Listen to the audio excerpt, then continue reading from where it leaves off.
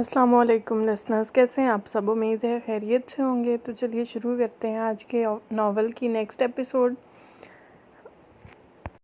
रात में वो कमरे में बैठी कॉलम लिख रही थी कि मोबाइल पर अनजान नंबर से कॉल आई। गो कि ये नंबर इसके लिए अभी भी अजनबी था। इसने नंबर सेव नहीं किया हुआ था, मगर वो इस नंबर से इतनी अनजान नहीं थी।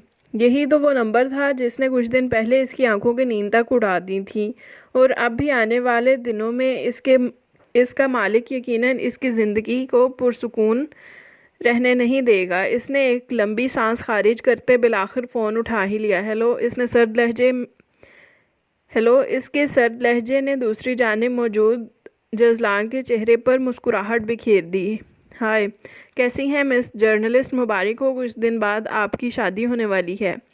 इसने निशु को चिढ़ाने का आगाज़ किया। तो क्या करूं फिर? इसने रूखे अंदाज में जवाब दिया।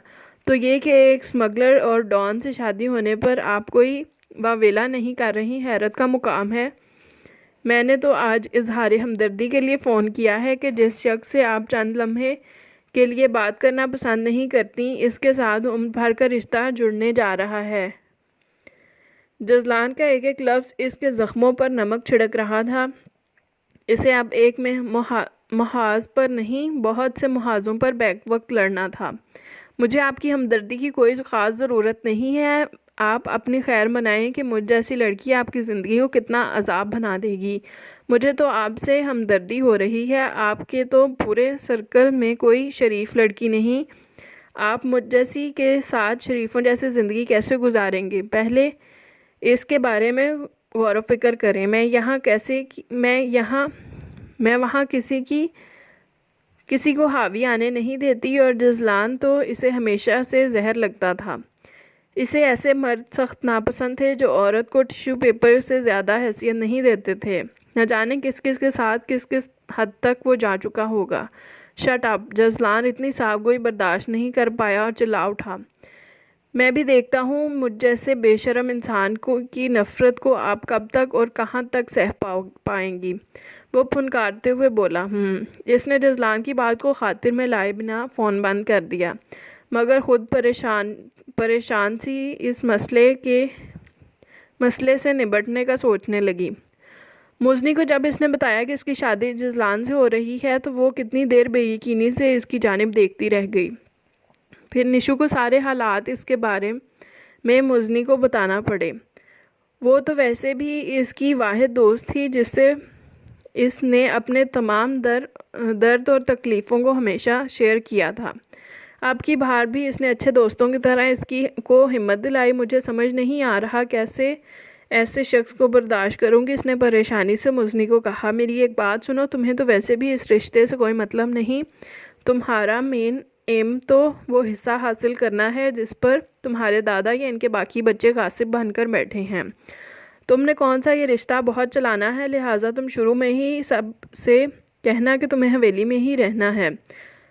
तुम आसानी से अपने हिस्से के लिए भी लड़ सकती हो और जजलान से भी दूर रह सकती हो। वैसे भी इसे तुम जैसी लड़कियों में कोई इंटरेस्ट नहीं होगा जिसके दिन रात बनी संवरी औरतों में गुजरते हैं। तो तुम्हें क्या टेंशन है फिर? मुजनी की बात पर इसे लगा जैसे इसके सर का आधा बोझ कम हो गया हो। सही कह रही हो, इसने मुजनी की बात की तायद की। देख लो यार, कहीं वो ज़बरदस्ती कोई बकवास ना करे मेरे साथ, निशु ने अपना खदशा बताया। अरे बेवकूफ़, तुम्हें इसके बारे में इतना नहीं पता क्योंकि वो तुम्हें कभी अच्छा नहीं लगा, जबकि मैंने तो इसके छोटे से छोटे इंटरव्यू भी पढ़ा हुआ है, और वो बहुत ऊंची नाक वाला बंदा है। जो लोग इसे एक मरतबा इग्नोर करते हैं वो इन्हें 10 मरतबा इग्नोर करता है। लिहाजा इसे शुरू दिन से ही मुँह मत लगाना, तो देखना वो तुम्हारे साए से भी भागेगा। वो ऐसे लोगों को खातिर में ही नहीं लाता जो इसकी हैसियत को नहीं मानते। तुम्हें तो वैसे भी इससे एलर्जी है। वो कभी भी ज़बरदस्ती नहीं करेगा तुम्हारे साथ। मुजनी की बात ने इसे एक गोना सुकून पहुंचाया। मगर कभी कभी हम जो बातें किसी के बारे में सोचते हैं, किस्मत, वक्त और हालात इससे उल्ट करते हैं। और फिर बहुत से वसवसों और खौफ के बावजूद वो दिन आ ही गया जब इसके तमाम जुमला हकूक जजलान के नाम हो गए। इसकी जानिब से तो इसके ऑफिस वाले ही थे, जबकि जजलान की जानिब से बहुत ज़्यादा गैदरिंग थी। बहुत से लोग हैरान थे कि उन्होंने अपने आपसी रिश्ते को कभी डिक्लेयर नहीं किया, और बहुत सी लड़कियां अफसुर्दा थीं कि इनका चार्मिंग हीरो कितनी आसानी से एक ऐसी लड़की का हो गया जिसे वो किसी खातिर में नहीं लाती थीं। सुभान शाह ने इनकी शादी का सारा अरेंजमेंट खुद करवाया था। जजलान 3 भाई और एक सौतेली बहन थे, मगर सुभान शाह को अपने पोते पोतियों में सबसे ज़्यादा जजलान ही प्यारा था। इनके 3 बेटे और 2 बेटियां थीं, बिलाल शाह, फिर दानियाल शाह और आखिर में नौफिल शाह सबसे छोटे थे। 2 बेटियां दीना बेगम और समीना बेगम थीं, सब अपने बच्चों वाले थे। निशु इस वक्त रेड कलर की शर्ट के नीचे रेड और ब्लू शरारे और ब्लू ही कलर के दुपट्टे में मलबूस थी। खूबसूरती से किए गए मेकअप ने आज इसकी खूबसूरती को जिस अंदाज से निखारा था, सब शशदर रह गए थे। दुल्हन बनकर जिस कदर रूप इस पर आया था, इसने जजलान को भी कुछ लम्हों के लिए साकित कर दिया था। जो स्टेज पर खड़ा लम्हा ब लम्हा सामने आती निशु को देखने में महव था। इसके स्टेज के पास आते ही न जाने किस जज्बे के तहत इसने आगे बढ़कर इसे ऊपर आने के लिए अपना हाथ पेश किया, जिसे निशु ने बदिक्कत थाम लिया, मगर इसकी हिचकिचाहट ने जजलान को तैश दिलाया। इसके ऊपर आकर जजलान के साथ खड़े होने तक जिस सख्ती से जजलान ने इसका हाथ दबाकर छोड़ा, तकलीफ से निशु की आंखों में आंसू सिमट आए। इसने गुस्से भरी निगाह उठाकर जजलान को देखा। वो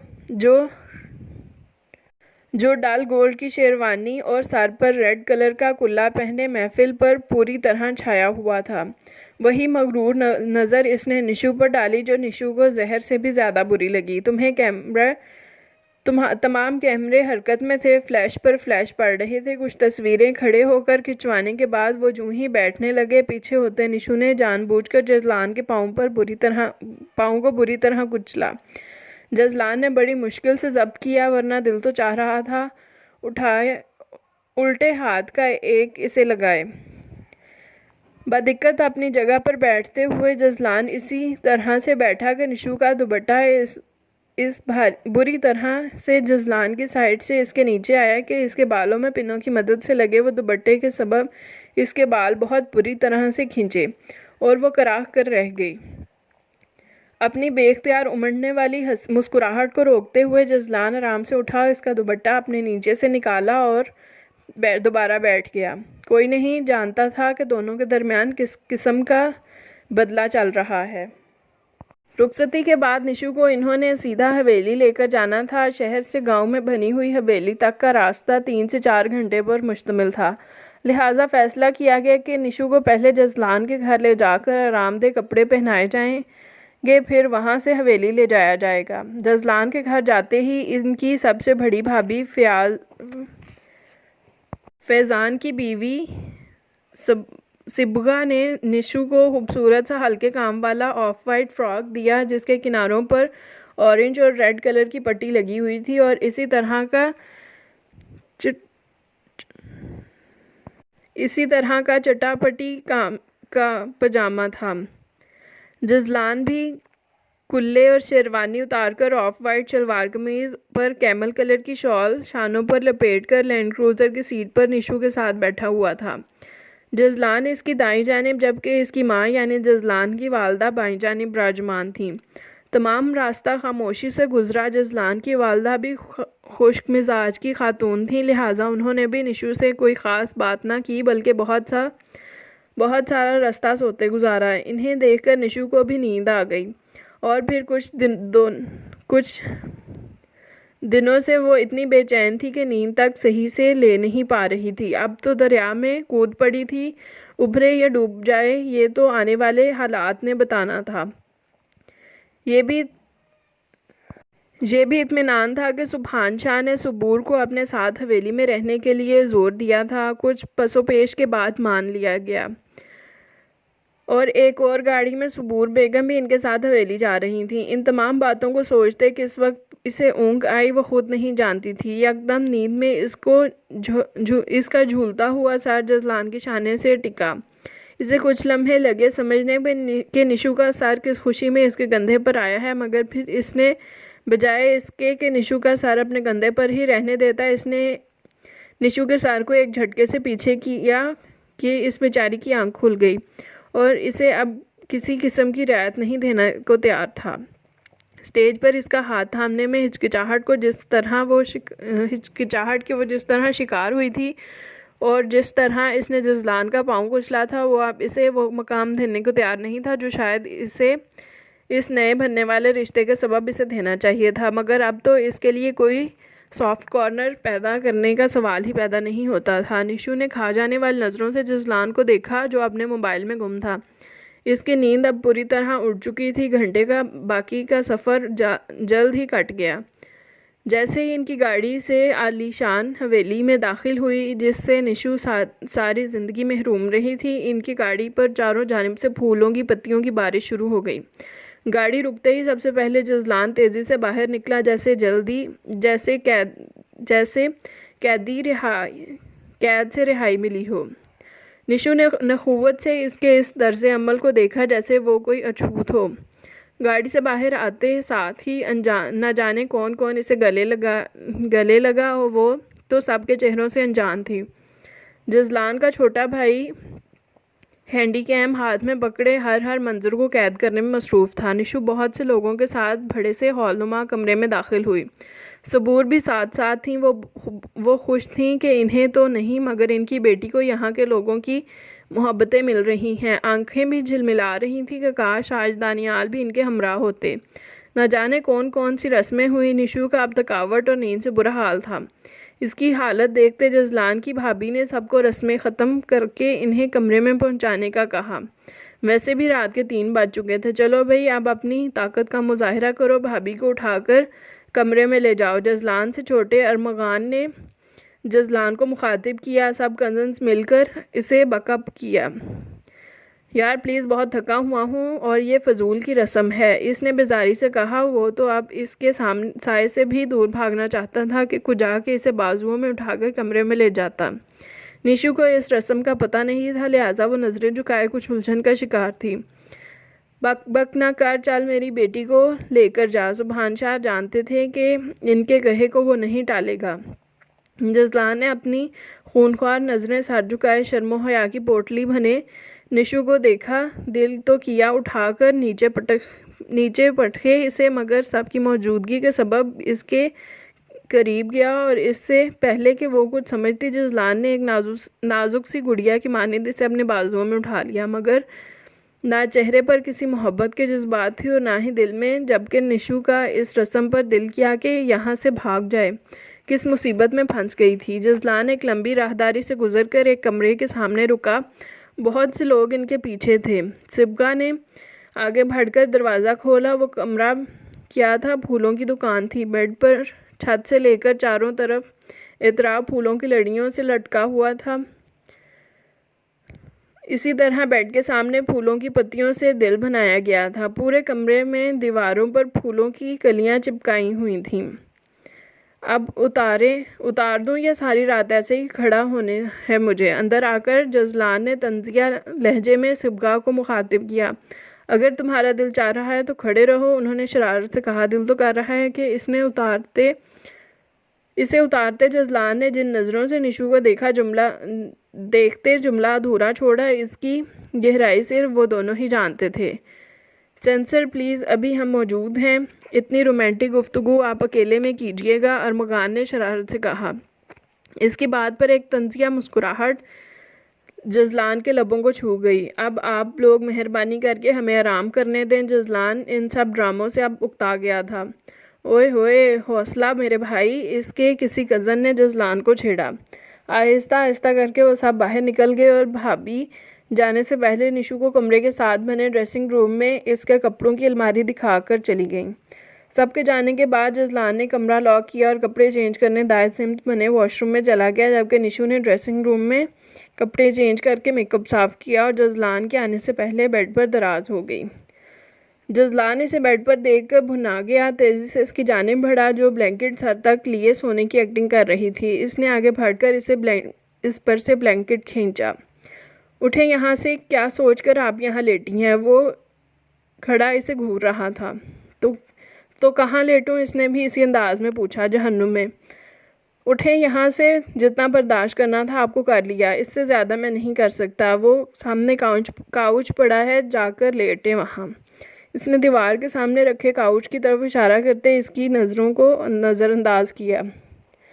ये सब मुझे यहाँ लाने से पहले सोचना चाहिए था। मैंने हाथ जोड़कर आपको इस शादी के लिए मजबूर नहीं किया है, तो फिर मैं अपना आराम किस खुशी में आपके लिए बर्बाद करूँ? आपको मैं बर्दाश्त नहीं हूँ तो ये आपका मसला है, दादा हुजूर को बताएं। कहीं कहते साथ ही ब्लैंकेट इसके हाथ से खींचते दोबारा अपने ऊपर ओढ़ कर लेट गई। मुझे मजबूर मत करें कि मैं जाहिल मर्दों की तरह आपके साथ ज़ोर ज़बरदस्ती करूं। जज़लान ने इसे वार्निंग देते वाले अंदाज में कहा। मैं खुद को जाहिलों से निपटने के लिए तैयार करके ही आई हूँ। इसके जवाब ने जज़लान का दिमाग हकीकत में घुमा दिया था। अब की बार इसने ना सिर्फ ब्लैंकेट खींचा बल्कि इसे हाथ से पकड़कर नीचे खड़ा कर दिया। वो इस अफ्ताब के लिए तैयार नहीं थी, अक्का बक्का सी देखती रह गई। शुक्र करेंगे मैं चच्ची की मोहब्बत के आगे मजबूर हूँ, नहीं तो इस बात का बहुत अच्छे से जवाब देता आपको। जिन नज़रों से इसने निशु को सर से पाँव तक देखा तो वो हकीकत में काम गई थी। जज़लान ने इसका बाजू छोड़ा और ख़ुद ड्रेसिंग रूम में चला गया, जबकि निशु दिल थाम कर बैठ गई। वो ये भूल गई थी कि कुछ लम्हों पहले वो इसकी ज़ात का मालिक बन चुका है और अब किसी भी हद तक जा सकता है। वो कैसे इसे रोक सकती थी? अब इसने जज़लान के सामने अपनी ज़ुबान को कंट्रोल रखने का सोचा। वापस इसी जगह पर लेटते हुए वो जज़लान के बारे में ही सोचते हुए सोने की कोशिश करने लगी। अगले दिन सुबह से लोगों का तांता बन गया। सब जज़लान शाह की बीवी को देखना चाहते थे। गांव भर की औरतें निशु को देखने आ रही थीं, जो लाइट पिंक और फ़ॉन कलर की शलवार कमीज़ में हल्के मेकअप में बेहद खूबसूरत मगर बेजार बैठी थी। इसकी प्लानिंग में ये सब नहीं था, मगर इसे मजबूरन ये सब बर्दाश्त करना पड़ रहा था। दोपहर के वक्त इसकी थकी हुई शक्ल देखकर इसे कमरे में जाने की इजाज़त मिल गई। इसकी फुफ्फो की बेटियां इसे अंदर जज़लान के कमरे में ले गईं, जहां इसने रात गुजारी थी। वो सब रिलैक्स होकर इसके सामने बेड पर बैठ गई, इससे बातें कर रही थी। निशु इनसे नॉर्मल अंदाज में बात कर रही थी। भाभी, जज़लान भाई ने आपको रूनुमाई में क्या गिफ्ट दिया? सुमैया फुफ्फो की बेटी बिस्मा ने इश्तियाक से निशु से सवाल किया। मोहब्बतों के ख़जाने। कुछ देर सोचने के बाद इसने सर झुकाकर जवाब दिया, जिसको सबने इसकी शर्मो हया पर महमूल किया। जबकि इसके लहजे की काट कमरे में दाखिल होते जज़लान ही समझ पाया। निशु की चूँकि दरवाजे की जानिब पीठ थी, इसीलिए इसे जज़लान के अंदर आने का पता नहीं चल सका। हाय जज़लान भाई, आप इतने रोमांटिक हो सकते हैं, हमें अंदाज़ा नहीं था। इसकी एक और कज़न ने जज़लान की जानिब देखकर शरारत से कहा। जज़लान की आमद का जानकर निशु का दिल किया इसे कोई मंतर आता हो और वो खुद इसको इस मंज़र से गायब कर लेती।